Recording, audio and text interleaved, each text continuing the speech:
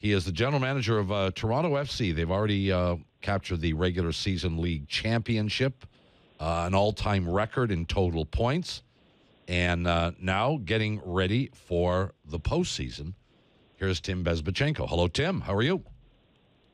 I'm doing well, guys. How are you? Good, and congratulations, first of all. We haven't had a chance to offer that on a spectacular season. Last year didn't end the way you wanted to, and it was certainly frustrating. Did you have any sense at the early part of this year that this was a club that was on a mission?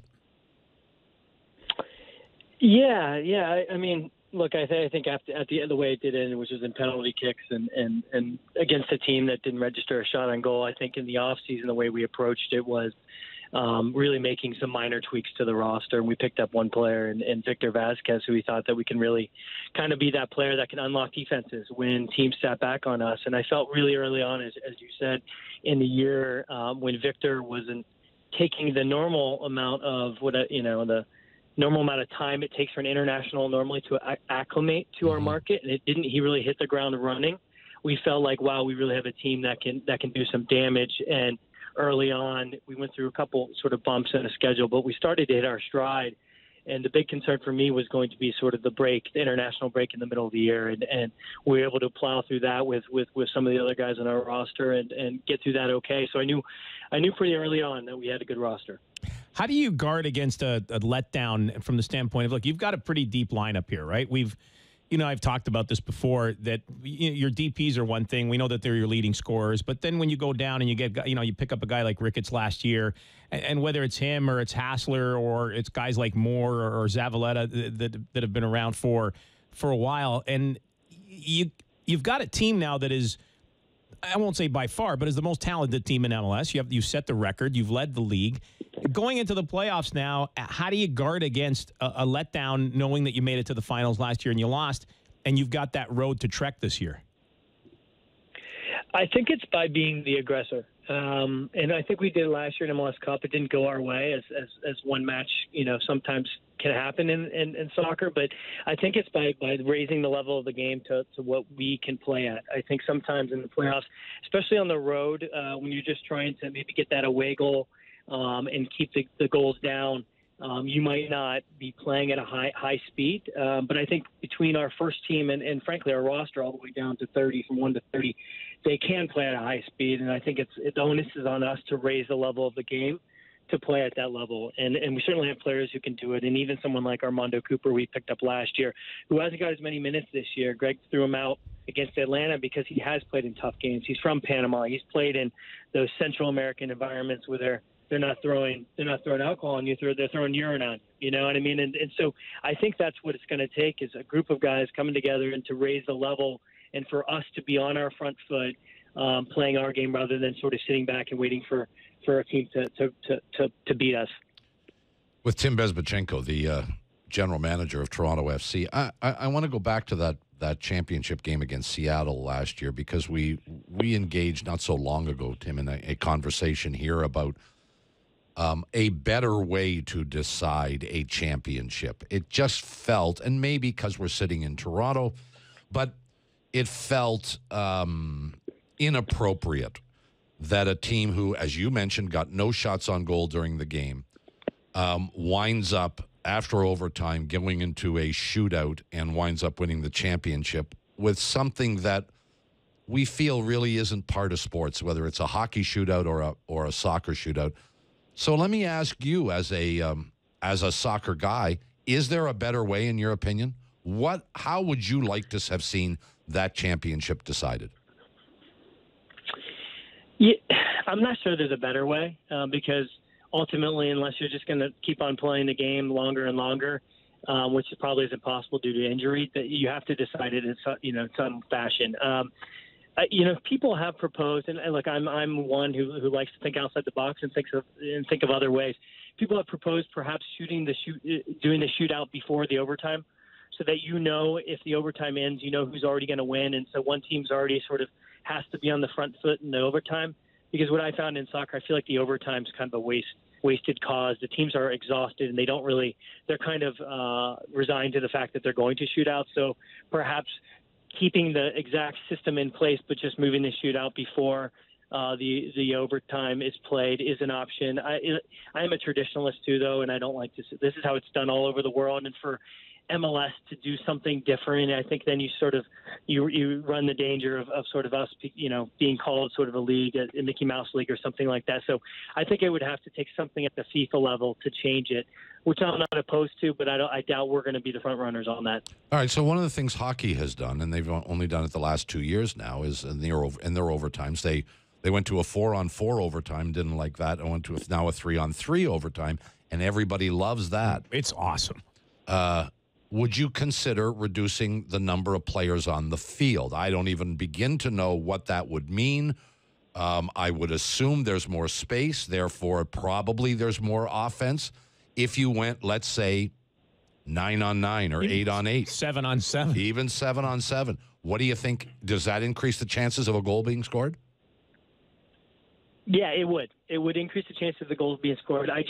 The fear would be injury and the risk of injury, because you can't sub like you can in hockey, and I don't know how the substitutions work in hockey. Can you during overtime can you sub like you can? But in soccer you can't. And so you probably have between 10 and 13 kilometers already on these players' legs, and then you're asking them to go down 2 men. And even though it's equal, both sides are at the same number of men, the distances are the same. And so what happens is in these, as you know, if you take off men, it's this back and forth, these long sprints, and I fear that there would be some injury. But it would be exciting for the fans, no doubt, and it surely would end up being a goal being scored faster than if you left it on 11v11. Okay, let me throw another idea at you, and I'm trying to think of a comparable, but all right, in college football, they put the ball in the 30, 35-yard line, and you get to run plays until you score, and then the other team gets a chance to run plays until they score or don't. And you keep going if it's still tied, but generally it ends usually pretty quickly. Pretty quickly, yeah. What about if you did 1 minute of 3-on-2 at each end of the field? So 3 attackers, 2 defenders plus the goaltender. They get 60 seconds to see if they can score or how many times they could score. Anything but the shootout, something that relates to the skill set that people love about soccer. Well, and also this, Bez, do you like the shootout? I know Bob hates it, but from a drama standpoint, in all sports, yeah. But from a drama standpoint, some of my greatest memories in World Cup soccer, not so much in MLS, but in World Cup soccer, were shootouts. Yeah, I agree with you, Joey. I don't hate them. I don't think it's a great way to end the game, but in terms of excitement and drama and the feeling of that fifth shooter, I put the fifth shooter up there with, games, World Series, third through 2 outs and then on the ninth type stuff. I mean, there's few things that can compare to that moment. When Baggio hits it over the bar in the '94 World Cup. I mean, you think about the moments in your life when you're watching a football match or a soccer match, and those are typically the moments. So I love the excitement, but I think Bob has a point. Like, it doesn't resemble the game or the skill that much, and I would be open to something that more resembled what they used to do in MLS the first few years. It was a shootout, but it was very much like the hockey shootout with 35 yards. They would place the ball and then you dribble and did a one-on-one. Again, that didn't really resemble the game. It's not often that you're going to get a one-on-one with a goalkeeper in the game. I think, 3-on-2 or even a 5-on-4, even maybe just roll it out and have 11v11 where, you get a chance on goal. Look, those are all going to resemble the game more so than a shootout. I just think they're not going to be as exciting, and they're going to take longer. I'm inclined to ask a question that I know you're probably not going to answer, and that is, it could be Atlanta, it could be Red Bulls, it could be Columbus in the next round for you. Does one of them appeal to you more than the other for rivalry reasons, or because you think you have a distinct advantage over one of them?